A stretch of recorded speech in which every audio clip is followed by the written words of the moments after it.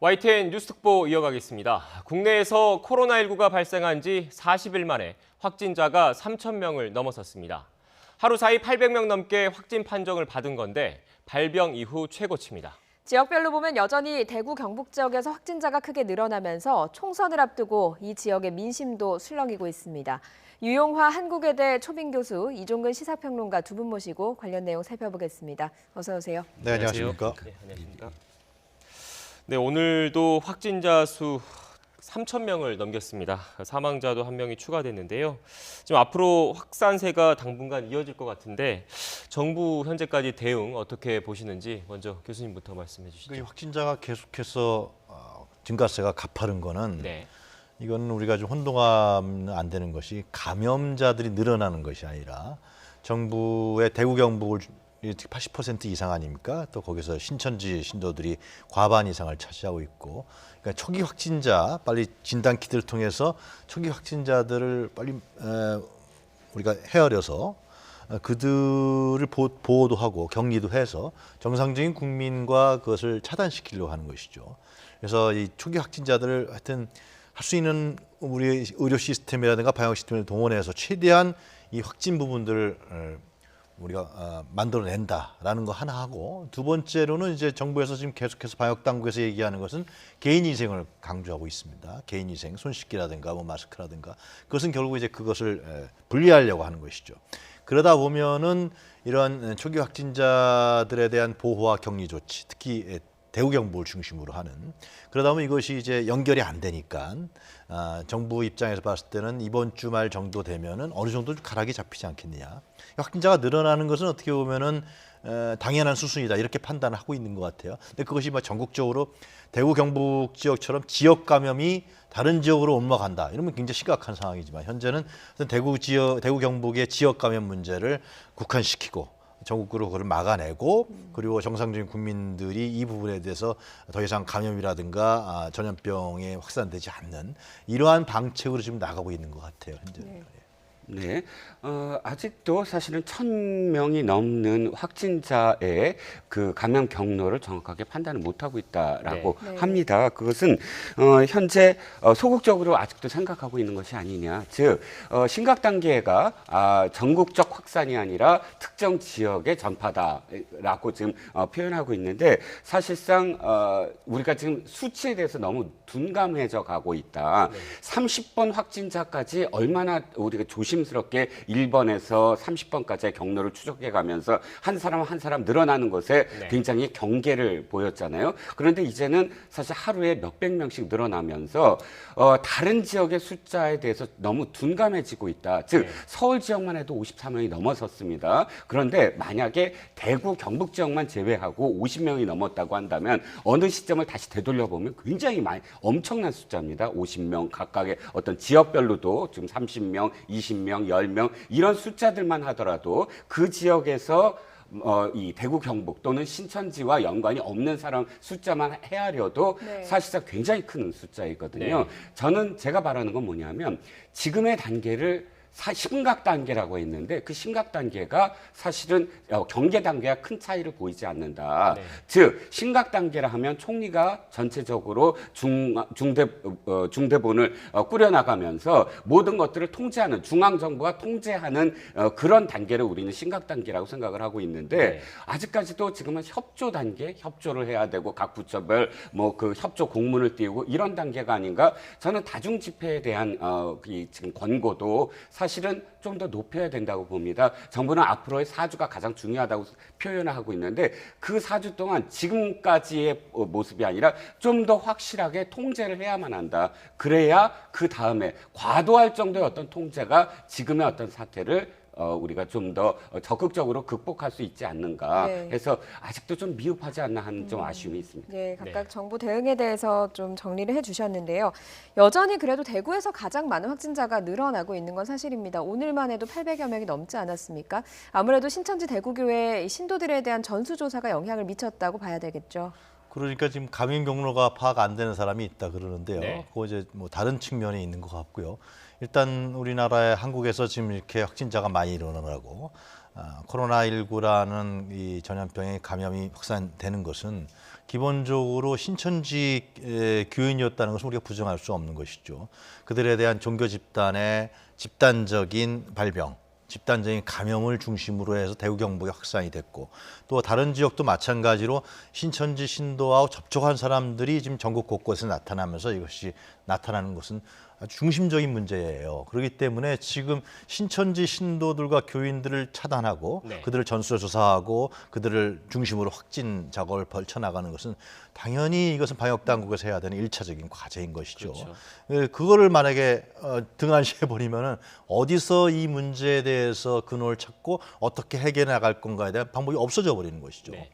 그래서 심각 단계로 올린 것이고, 정부에서 이 문제에서 지금 총리가 대구에 내려가 있잖아요. 일단 총리가 내려가 있다는 것은 이번 주도 뭐 안 올라올 것 같은데 일단 대구 경북을 막겠다라는 거죠. 그 네. 얘기는 뭐냐면 대구 경북이 지역 감염이 돼 있으니까 그 지역 감염을 거기서 차단시켜서 다른 지역으로 옮겨가는 걸 막겠다라는 거고, 다른 지자체도 마찬가지로 지금 각 뭐 서울시장, 경기도지사, 뭐 경남시장 할 것 없이 다 지금 신천지 신도의 명단을 파악하는데 가장 최대한 주력을 하고 있잖아요. 왜냐하면 네. 그 사람들이 또 옮겼다고 보기 때문에. 그래서 그러한 수순으로 가고 있는 것이죠, 현재는요.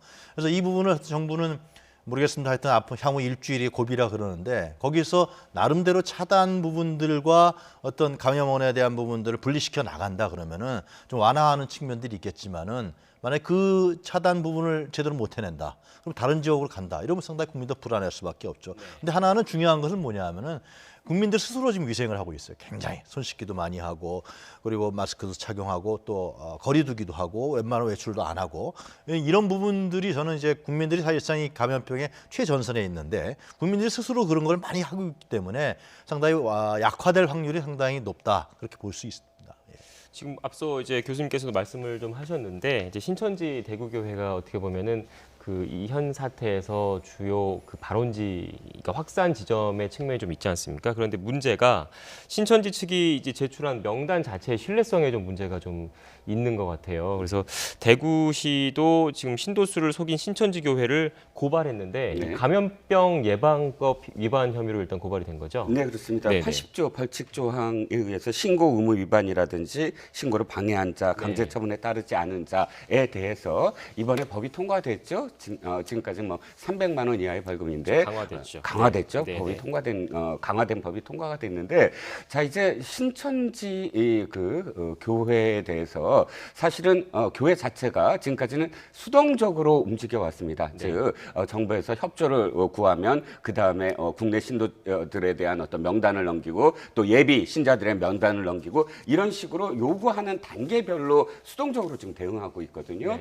근데 신천지 교회가 바로 능동적으로 좀 바뀌어야 된다고 생각을 합니다. 지금은 뭐 고발당하고 굉장히 온갖 비난이 다 쏟아지고 있거든요. 그런데 첫 번째 잘못한 건 일주일 동안 아무것도 취하지 않은 거예요. 32만 확진자가 신천지 교인이라고 밝힌 일주일 만에 총회장의 성명이 발표가 되고, 물론 그 직전에 참 대변인이 거기에 대해서 해명을 하고, 이 5일 동안이 굉장히 큰 사실은 신천지 교회의 잘못입니다. 그것 자체를 그러니까 처음에 리스크가 왔을 때 그 리스크를 어떻게 대응하느냐가 굉장히 중요하지 않습니까? 지금의 모멘텀은 더 이상의 어떤 비난을, 또는 더 이상의 모든 것이 주범이 신천지다라는 그런 프레임에 스스로 돌파하려면 태스크포스를 구성을 해야 됩니다. 신천지 내부에서 태스크포스를 구성을 해서 그렇지 않아도 사실은 뭐 이 명단을 넘겨받을 때 협조를 하는 그 과정에서 저쪽, 그러니까 그 신천지 쪽과 정부 측의 협상이 계속 진행이 된 거를 알고 있어요.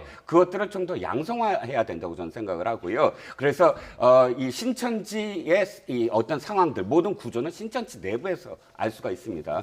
즉 스스로 사실은 모든 프로세스를 공개를 하고 적극적으로 대응을 해야만 한다. 그런데 그것이 없다면 지금의 비난을 오롯이 다 받을 수밖에 없다. 이것을 신천지 교회가 명심을 해야 된다고 봅니다. 근데 이제 그렇게 돼서 그것이 좋죠. 우리 정부도 그런 방책을 썼던 것 같아요. 처음에 총리실에서 뭐 명단도 서로 간에 이제 협상도 하고, 그러면서 명단을 받고, 그렇게 해서, 왜냐하면 종교 집단이기 때문에 그것이 이제 우리 헌법상의 종교의 자유에 대한 문제가 있고, 종교라는 특성이 있기 때문에 이것이 뭐 강압적으로 정부에서 공권력이라든가 강력을 하게 되면 상당히 더 문제가 발생할 수가 있어요. 그래서 그렇게 자꾸만 유도도 하고, 사회에서도 얘기하고, 언론에서도 얘기하고, 이렇게 하는데 실제로 지금까지 신천지 측이 내놓은 어떤 프로세스라든가 이런 걸 보면은 지금 말씀하신 부분을 과연 기대할 수 있냐라는까지 저는 온 것 지금 같아요. 저희가 관련해서 이제 그래픽이 최근에 예. 이만희 신천지 굉장히 심각한 총회장이 한 문제인데. 그 예. 멘트가 있는데요. 그래픽 예. 좀 잠시 띄워줘 보시죠. 네. 그래서 지금 네. 지금 이제 이런 그렇죠. 식의 얘기를 하고 네. 있고 지금도 자기들한테 피해자라고 얘기하고 네. 있고. 근데 지금 아직 뭐 검찰 수사 같은 게 들어가야만 밝혀지겠지만 지금 법무부에서 나오는 거는 지금 우한에서 신천지 그 우한에 있는 신천지 신도 41명이 네. 들어왔었다라는 거 아닙니까? 12월까지. 네. 그리고 지금 이만희 교주라는 사람의 행방도 지금 정확하지 않고 네. 네. 그 간부들이 있지 않습니까? 지금 간부들의 청도 대남병원에 대한 문제. 네. 지금 방역 당국에서는 31번째 그 신천지 신도의 환자가 처음 감염자가 아니라는 거 아니에요, 지금 현재. 네. 그럼 이런 부분들이 명쾌하게 밝혀지지 않고 있고 계속해서 불투명하고 폐쇄적이고 또 이제 각 지자체에서 조사하는데 다른 부분들이 드러나고 또 가짜 신도 명단이 드러나고 이런 부분들이 계속 나오고 있는 거예요. 네. 그래서 지금 이제 결국은 나오는 얘기가 그 신천지한테 돌리는 것이 아니라 중대 감염원이라는 거예요, 현재. 그 부분을 장악하지 못하면은 국가에서 통제하지 못하면은 이 문제에 대해서 해결책이 안 보인다는 것이죠. 이건 정치적인 문제가 아니라는 거예요. 전적으로 굉장히 저는, 예, 아니, 교수님 잠깐만요. 말씀에- 예, 예. 아니 잠깐만. 그러니까 이거 헷갈리면 안 되는 거 우리가요. 이것을 정치적으로 신천지 문제를 바라보는 거하고 현재 신천지 신도가 신천지 교회에서 퍼뜨렸던 이 전염병적 성격 그리고 이들에 의해서 집단 발발된 부분들을 어떻게 차단할 거냐 문제는 분간해서 봐야 된다는 거죠. 그래서 그걸 분간해서 봐야 네. 되기 때문에 그래서 이 문제에 대해서 지금 나오는 얘기는 신천지 피해자 연대에서 지금 검찰이 고발하지 않았습니까? 네. 그래서 신천지는 못 믿겠다. 이것은 검찰에 압수수색이 들어가야 되고 거기에 서버를 뒤져서라도 확실하게 그 감염원들을 분명히 밝혀내지 않는 한은 이 문제를 정리할 수 없다. 이렇게 하는 것이죠. 이건 정치적인 문제도 아니고 종교적인 문제도 아니라는 거예요. 예, 평론가님 얘기해 주시죠. 네, 교수님 말씀에 전적으로 공감을 하고요. 네. 그 차단원에 대해서 주된 원인이다. 그러나 이것이 모든 것이 다 신천지 때문이다라는 건 사실은 아직 규정해서는 안 된다라는 네. 것이고요. 두 번째, 제가 어쩌다 이렇게 지금 자칫 잘못하면 제가 무슨 어떤 특정 네. 종교 집단을 옹호하는 것처럼 보일 텐데 전혀 그렇지 않습니다. 그런데 한 가지, 법무부 아까 말씀하셨지만 41명이라고 표현했는데 이게 지금 7월 1일부터 2월 27일까지거든요. 그러니까 12월 달부터 지금 들어온 실질적으로 중국에서 우한에서 발생한 것이 12월 달입니다. 근데 12월 달부터 들어온 인원은 몇 명인지 몰라요. 그러니까 7월 달부터요 8개월 동안에 41명이니까 아직 이것에 대해서 확정적으로 그 41명이 뭐 그 감염원이다라고 하긴 좀 모호하고요. 마지막으로 한 말씀만 더 드리면 저는 지금 신천지가 받아야 될 비판은 뭐냐면 예배를 보았다 이건 아닙니다. 예배는 볼 수 있어요. 그리고 예배를 보기 직전까지, 그러니까 16일과 9일 예배를 보기 직전까지의 사회 분위기는 정부에서 시장 가라. 그리고 적극적으로 소비 활동하라. 이런 분위기였어요. 그런데 문제는 뭐냐면 그 다음입니다. 발생을 했을 때 이 종교 집단이 어떻게 대응했느냐. 네. 그리고 지금까지 그런 그 확진자들을 어떻게 지금 관리하고 있느냐. 여기에 대해서는 비판을 받되 그러나 종교 자체가 이단이냐 뭐 아니냐 이거는 나중 문제다. 그거는 이 사태가 지금 우리가 집중해야 되는 건 코로나19와 관련해서 이 종교 집단이 어떻게 해야 되는가에 대한 추적보다는 더 열심히 해야 된다고 봅니다. 비판도 더 열심히 하고. 근데 이단이냐 아니냐는 건 나중 문제라는 거예요. 왜냐하면 이 지금 신도들을 자꾸 양성화시켜야 돼요. 자꾸 몰아붙여서 음성화돼서 신도인 것 자체가 비판을 받는 그런 움직임이 있다면 우리가 점점 더 확진자들은 숨어버릴 겁니다. 그래서 그런 우려가 있다는 말씀도 덧붙이고 예. 싶습니다. 네, 일단 그 두 분 말씀을 좀 정리를 하고 다음 주제로 좀 넘어가야 될 것 같아요. 일단 유영아 교수님 같으신 경우에는 이제 신천지 대구교회가 이제 그 현재 그런 확산세의 주요 원인 지점이었기 때문에 그 명단부터 포함해서 철저한 조사가 필요하다는 데 지금 방점을 좀 찍으신 것 같고 이종근 평론가님 같으신 경우에는 그런 문제의식에는 공감을 하지만 다른 방역 체계, 방역 허점 이런 부분도 좀 같이 봐야지 모든 사태의 원인을 신천지로 몰아가서는 안 된다라는 측면이신 것 같습니다. 네. 이렇게 좀 그 양측의 좀 입장이 좀 다른 것 같은데 일단 어제 국회에서도 이제 대통령이 좀 만났지 않습니까? 그렇습니다. 여야 대표와 코로나19 사태 해결을 위해서 머리를 맞댔는데 이제 확산 원인과 대응 방식을 놓고 이제 국회에서 또 여야 대표, 대통령 사이에서도 좀 의견 차이가, 원도 차이가 좀 있었던 것 같습니다. 먼저 관련된 녹취 들어보고 오시죠. 중국발 입국 금지 조치가 위기 초반에 반드시 실시되어야 했습니다. 우리 당은 물론이고 국민과 전문가들이 얼마나 줄기차게 요구하고 호소했습니까? 그러나 대통령께서는 듣지 않았습니다. 신천교의 주요 교주와 또 운영 책임자들을 강제 조사하고 또 압수수색을 해서라도 빨리 신천지 교인들에 대한 전수조사 그리고 방역이 이루어져야 된다. 네, 황교안 대표와 심상정 대표의 이야기 듣고 오셨는데요. 중국발 입국 금지, 신천지 이런 이야기가 나왔습니다. 초기 방역 실패냐 아니면 신천지가 감염원이냐 이거 갖고 좀 공방이 이어졌던 것으로 전해지고 있거든요. 어떻게 보십니까? 이게 복합적으로 봐야 되는 것이죠. 네. 복합적으로 지금 말씀하신 대로 신천지 때문만은 아니다. 신천지가 100%다. 그렇게 얘기하는 방역 당국자는 지금 아무도 없습니다. 그러나 신천지가 주 원인이다. 그건 분명한 객관적인 사실이란 말이에요. 이건 분명히 짚고 넘어가야 될 부분이죠. 전체 때문만이 아니다. 그러면은 이거 이상해져 버리잖아요. 방역 시스템에서 무너져 버린단 말이죠. 그 부분이 중요한 것이고요. 지금 정치인들이 얘기했는데 결국은 각 당 대표도 얘기하고 그랬는데 초기 단계 문제도 나오고 중국의 전체적인 중국의 입국 금지도 얘기 나왔는데 이 문제에 대한 실효성을 지금 얘기하는 거예요. 결국은 정부라든가 문 대통령이라든가 여권은 실효성에 대한 측면들을 얘기하는 것이고, 그럼 지금 어떻게 할 것이냐라는 문제가 가장 중요한 거 아니겠어요? 지금 어떻게 할 것이냐는 문제에 초점을 맞춰왔고 이 문제를 국가적으로 국민적으로 해결해 나가자, 이런 부분들이 저는 중지라고 보여져요. 그 중지에 입각해서 신천지 문제도 그렇고 중국 입국 금지도 문제도 보고 다 봐야 되는 것이 아니냐, 그런 판단이 듭니다.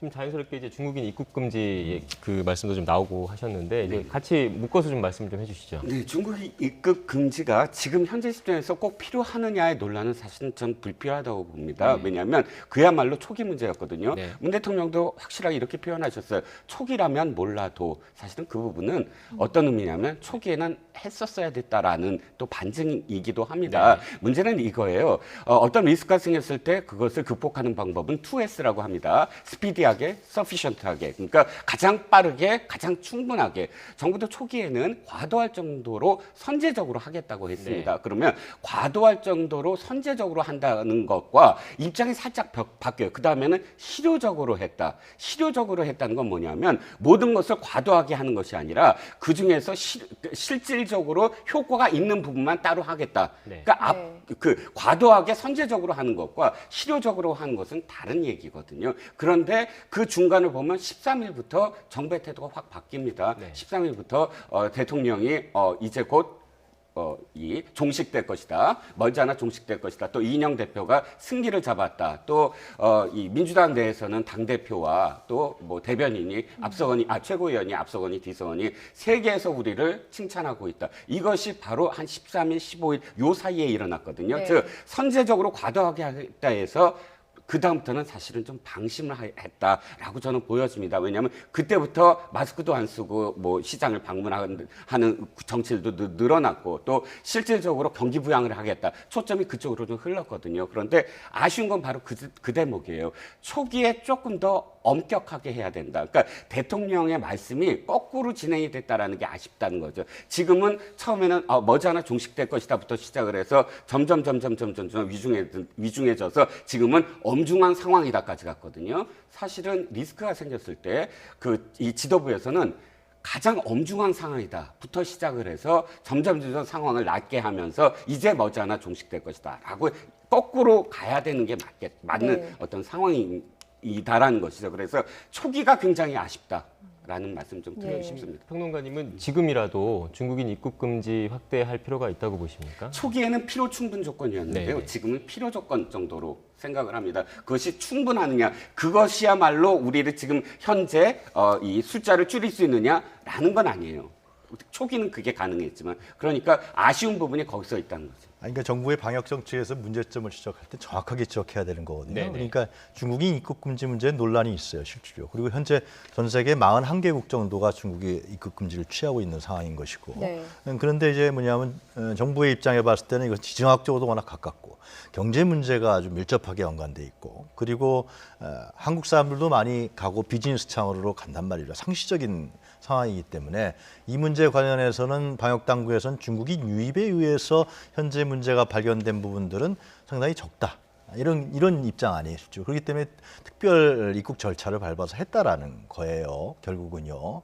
근데 이제 문제는 뭐냐 하면은 아까 신천지 얘기 나왔지만은 정부의 전 실책은 뭐냐면 집단 감염에 대한 부분들을 정확히 예측하지 못했다라는 거예요. 집단 감염을 통해서 이거 지역 감염으로 갈 수 있는 문제. 이 문제에 대해서 정확한 예측이 없었기 때문에 지금 물론 신천지 문제가 있지만은 신천지도 물론 집단 감염이기 때문에 그러기 때문에 현재까지 국민들이 상당히 불안해하고 고통을 겪고 있다라는 게예요. 네. 그 다음 문제는 뭐냐면 지금 이제 결국은 WHO가 지금 선포는 안 했지만 팬데믹 현상이라는 거 아니에요. 지금 네. 미국이라든가 다른 나라 같은 거는 이 경로가 불분명한데 자꾸만 이게 나타나요. 지금 현재. 그러니까 입국 금지를 했었어도 이거 어디서 나타난지 모르지만 확진 환자가 나타나는 거예요. 현재는요. 이런 현상이 전 세계적으로 지금 번지고 있다라는 거 아니에요. 이것은 오래 간다는 거예요. 그래서 정부의 이제 향후의 정책은 뭐냐면 정신이 없겠지만은 그러면 진짜 역학 경로가 밝혀지지 않는 이러한 확진자들이 늘어나는 문제. 이건 우리나라만 국한된 문제는 아닙니다. 현재. 그래서 전 세계가 공유하고 있는 문제고 또 국제적인 협조가 필요한 문제란 말이에요. 현재. 이 문제를 어떻게 대처할 것이냐는 거에 초점이 가야 되는 것이죠. 현재. 이걸 갖고서 지금 중국이 입국 금지했냐 안 했냐, 네가 잘했냐 못했냐 이거 따지다가는 현재의 어떤 역량이라든가 이런 부분들이 집중되지 않는다는 것이죠. 그리고 정치적 논란으로 갈 수밖에 없는 것이고 그건 추후에 밝혀야 될 문제고. 이런 부분을 좀 정리를 해나갔으면 좋겠다는 생각이 들어요. 네. 중국인 입국 금지에 대해서는 뭐 청와대에서는 좀 선을 그은 편이고 네. 각 정당도 좀 의견이 좀 갈리는 분위기인데요. 사실 베트남이 우리나라에 대해서 좀 강경한 모습을 보이고 있는 건 사실입니다. 오늘은 아시아나 여객기가 하노이 공항에 착륙을 하지 못하고 긴급 회항하는 일도 있었거든요. 네, 그렇습니다. 모리셔스에 이어서 사실 통보하지도 않고, 그러니까 네. 8시 15분에 이제 8시 30분에 통보를 했다고 했지만 그 전에 아시아나 비행기가 이미 우리나라에서 출발한 상황이었고, 외교적으로도 사실 유례가 없죠. 네. 이건 일단 경제적으로만 봤어도 항공사들 또는 여행사들한테는 아주 치명타입니다. 왜냐하면 일단 반일 그런 어떤 상황 속에서 일본에 대한 어떤 여행이 금지됐었고 또 그 다음에 이제 중국발 우한 코로나 방법은 동남아밖에 없었어요. 특히 LCC, 저가항공사나 뭐 여행사들. 근데 이 동남아까지 이제 확산되는 어떤 상황이라면 몇몇 여행사와 몇몇 항공사는 이미 4월 달에는 완전 부도가 나는 어떤 상황이고. 자, 그런데 저는 이 국가들, 예를 들어서 38개국, 금지한 국가들을 비난한다거나 감정적으로 휩싸일 이유가 없다는 거예요. 왜냐하면 지역적으로 가까운 나라, 예를 들어서 중국과 관련해서 가장 지역적으로 가깝고 또 경제적으로도 지금 얽혀있는 가스관 공사를 수년 동안 해서 역대 최고의 이 경제적인 이 밀착도를 갖고 있는 러시아가 바로 국경 봉쇄를 했습니다. 네. 러시아야말로 중국과 엄청난 그런 국경을 갖고 있고 경제적 이익을 갖고 있는데 그런 러시아가 무슨 얘기를 했냐면 우리는 국경을 봉쇄한 이유가 정치적, 외교적 판단이 아니라 의학적 판단이다라고 얘기를 했습니다.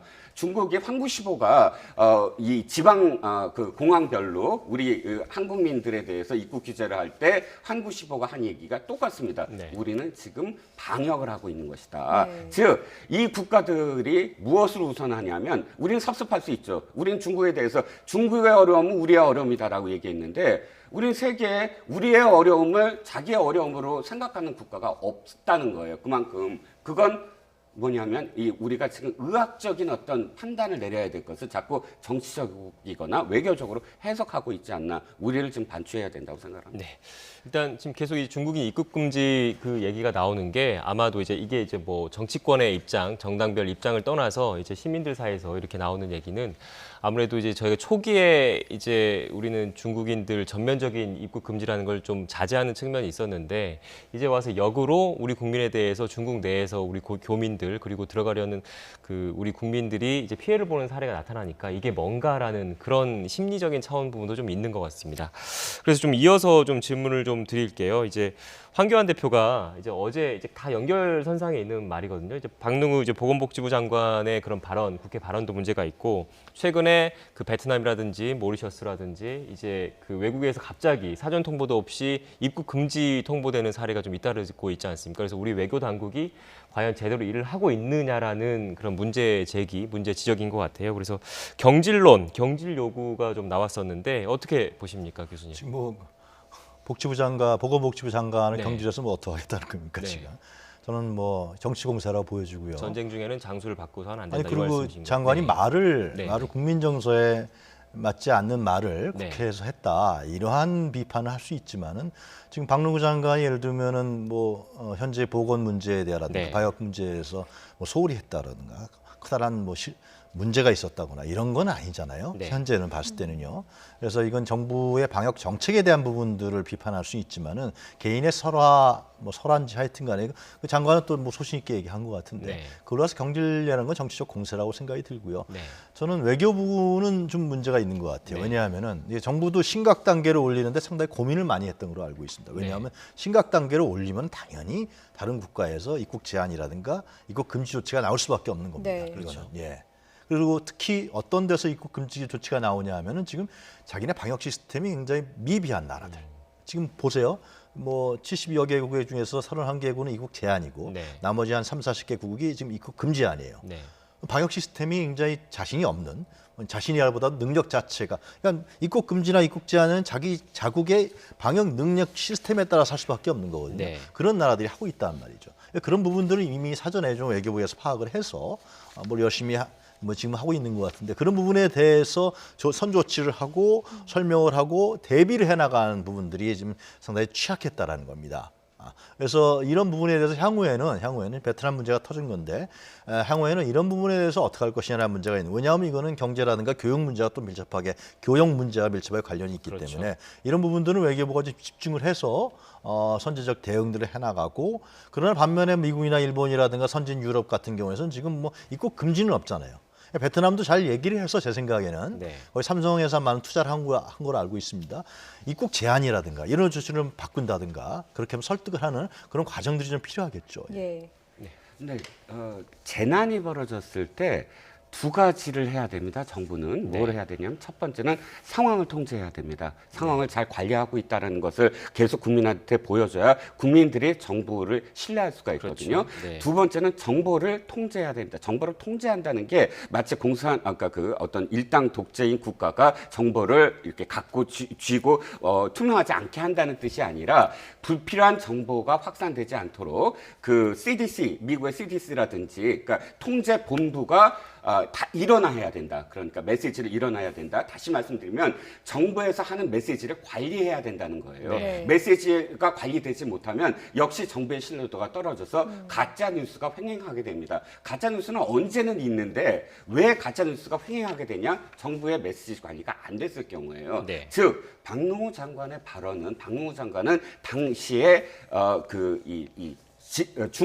중수본 그러니까 경계 단계에서의 수장이었습니다. 지금 심각 단계에서는 총리니까. 네. 그럼 박능후 이 보건복지부 장관가 당시에 총책임자였어요. 총책임자의 메시지가 관리되지 못한다면 그것은 재난 상황에서는 엄청난 리스크예요. 그러니까 이 단순히 말의 문제가 아니라 지금 당장 중국에서요. 중국의 이 보건 담당자가 이렇게 얘기합니다. 우한이 아닐 수도 있다. 중국이 아닐 수도 있다. 이렇게 표현합니다. 네. 이건 어떤 발언이죠? 이것이 만약 맞물리게 되면 박능후 장관의 발언처럼 중국에서 온 한국인들이 문제다라는 발언과 맞물리게 되면 어떻게 확산이 되냐면 이제 곧 중국이 이거 봐라. 이건 신천지 때문이다. 우한에 있는 신천지 때문이다. 라고 할 수도 있어요. 물론 이건 가정이지만 왜? 홍콩에서 제일 먼저 우한에 있는 신천지 교민이 몇 명이 있다. 우리나라보다 더 먼저 홍콩에서 네. 지금 보도를 했어요. 네. 이런 것들이 굉장히 경계를 해야 된다는 말이죠. 당장 중국에 있는 교민들, 한인 교민들이 박능후 장관한테 사퇴하라라고 지금 성명을 발표했습니다. 이런 발언들이 갖고 있는 이 무게를 생각한다면 저는 황교안 대표의 표현처럼 스스로 사퇴를 해야 된다고 봅니다. 예, 네. 장수 교체에 대해서는 두 분 다 약간 의견이 엇갈리는 것 같습니다. 또 중요한 포인트가 하나가 더 있는데요. 추경안에 관련된 이야기입니다. 내일 여야 원내대표가 만나서 대통령과 회동해서 합의한 그 추경안 예산안 처리에 대해서 논의를 하기로 했는데 이번 임시국회에서 어떻게 좀 통과가 될 것이라고 생각하십니까? 잘 하지 않겠습니까? 이 문제에 대해서는 여당 좀 책임 있게 이런 야당에서 지금 요구하는 부분들은 뭐냐면 선거가 얼마 안 남았는데 이 추경을 빌미로 해서 선심성 예산은 하지 말자라는 거고요. 그러나 야권도 예를 들면 지금 필요한 대구 경북 문제라든가 의료기기 문제, 각종 지금 재난에 들어가야 되는 비용들이 지금 있지 않습니까? 이런 부분에 대해서는 저는 야권도 협조를 할 거라고 보여지만 협조 안 한다 그러면 그거는 선거에서 야권이 참패하게 되겠죠. 그래서 그런 부분들은 아마 좀 밀고 당기기를 하겠지만은 국회에서 뭐 상임이라든가 아니면 원내대표 간에 나름대로 잘 해결책이 보이지 않겠냐 그렇게 예상합니다. 저는. 네. 네, 지금 시간이 얼마 남지 않아서 그 총선 관련된 얘기도 좀 해보도록 하겠습니다. 지금 신종 코로나19 사태 지금 총선이 이제 얼마 남지 않았는데 이 뭐 총선 연기해야 된다, 말아야 된다 이런 얘기도 나오고 있고 여기에 관련해서는 일단 코로나19 사태에 대해서 좀 더 지켜보자라는 얘기 쪽으로 좀 현재까지 좀 모아지고 있는 것 같아요. 근데 아무래도 그 연기 뭐 아니면은 뭐 이거는 별도로 빼놓고 그 코로나19 사태가 이제 지역 민심, 특히 뭐 지금 대구 경북 지역이 좀 심각한 상황이지 않습니까? 어떤 영향을 미칠 거라고 보십니까? 저는 사실 그것과 관련해서 언론이 보도를 좀 자제해야 된다고 봅니다. 일단 첫 번째 이유는 뭐냐면 코로나19는 전 국민적인 재난이에요. 그런데 물론 총선이 얼마 남지 않았지만 각 지역별로 이것이 어떤 유불리라든지 이렇게 사실은 접근하는 건 대단히 재난과 관련된 어떤 보도 태도는 아니라고 보거든요. 만약에 대구에서 이게 지금 뭐 대구가 야당의 텃밭이니까 이거보다 도 민심이 나빠졌다거나 혹은 뭐 대구에서 그렇지 않아도 굉장히 총리까지 가니까 민심이 수습됐다거나 둘 다 대구 시민, 대구 경북에 계신 분들이 듣고 싶은 얘기가 아니거든요. 그분들은 지금 당장의 재난을 어떻게 극복할까가 중요한 것이지 표가 어떻게 됐느냐, 누가 더 불리하냐 이게 중요하지 않는다고 생각을 해요. 그래서 이 총선은 남아있지만 코로나와 관련돼서 유불리를 따지는 것은 저는 적절하지 않다라고 생각합니다. 네, 교수님도 한 말씀 해주시죠. 그러니까 선거는 이제 국민들이 자유로운 환경에서 그리고 공정한 환경에서 한 표를 행사할 수 있도록 만들어주는 건 국가의 책임이고 또 정부가 해야 될 일입니다. 과연 이제 4월에 벌어질 선거가 과연 그런 환경이 되느냐라는 부분에 대해서 원칙적으로 이제 점검할 필요가 있겠죠. 민주주의에서 가장 중요한 거니까요, 실제로. 그런데 이제 문제는 여러 가지 물리적인 제약들이 좀 있어요. 그러니까 정파적 이익이라든가 정당적 이해관계도 있겠지만 과연 4월에 예를 들면 편안하게 국민들이 투표장에 가서 할 수 있냐라는 문제가 있고 연기한다 그랬을 때는 지금 국회의원 임기가 5월 29일까지인데요. 국회의원 임기 4년은 헌법에 규정되어 있는 거예요. 못 늘린단 말이죠. 그러면 5월 달에 연기한다 그랬을 때 그럼 5월 달에는 이게 안전하냐? 이런 또 문제 제기가 나올 수도 있단 말이죠. 그렇기 때문에 뭐 여야가 이런 부분들에 대해서 국민 여론을 받겠지만 여러 가지 좀 방법이 있겠죠. 의학계에서 나오는 것은 선거 날을 여러 날로 한다든가. 그래서 원칙적으로는 하여튼 선거를 원칙적으로 해나가는 것이 가장 중요하다고 보여지는데요. 관건은 전 대구 경북이라고 봐요. 대구 경북이 어느 정도 진정되느냐라는 문제. 이 부분에 대해서 상당히 고민과 지혜를 모아야 되지 않겠냐 생각합니다. 네, 알겠습니다. 일단 지금 현재 그 대구 경북 지역으로 전국에 있는 그 의사분들이 자원하러 가신다고 합니다. 뭔가 대가를 바라는 게 아니라 이제 의사로서 사회적 책무를 다하기 위해서 달려간다라고들 모두들 그렇게 말씀을 하시더라고요. 지금 두 분 말씀하셨던 것처럼 이제 대구 경북 주민들 특히 이제 모든 전국에 다 이제 코로나 확진자가 있지만 힘을 내시고 다 같이 이런 위기 상황을 잘 극복해 나갔으면 좋겠습니다. 오늘 두 분 말씀 고맙습니다.